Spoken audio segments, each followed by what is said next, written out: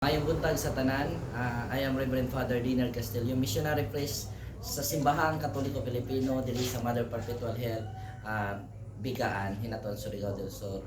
Ako lang ipaabot ang akong dakong pagpasalamat sa isa ka civic-minded people nga nihatag og dakong kandidat sa pagpahuman sa construction ni ining maong simbahan sa Mother Perpetual Health Parish, no? Usa siya ka generous nga tao nga bisag kami wala nag-expect sa iyang ipaabot nga tao, no? Kay kaning among simbahan sa Mother Perpetual Health dinhi sa Hinatuan, Bigaan, isa sa mga naigo sa 15 meters road wide dinhi.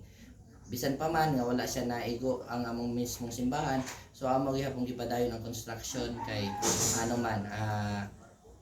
wala man naingon nga na apektuhan ang maong principal church. So ako nagpasalamat og dako sa Assistant Regional Director nga si Director Barry dinhi sa DPWH Butuan Region nga sa iyang matinabangon, dako kay naabdan ang imong gipaabot nga tabang Director. Kami nga mga pari or mga missionary sa Simbahang Katoliko Pilipino dinhi sa Bigaan mapasalamaton uban sa tibok membro nga ang imong gihatag nga suporta na dapat gayo dinhi sa mga simbahan nga among gipaningkamutan. Salamat kaayo Director sa imong mainitong pagsuporta sa among simbahan.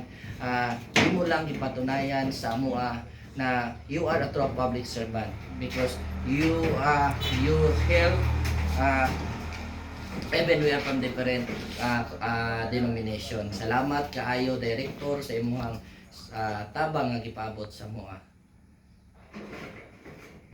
Daghang salamat.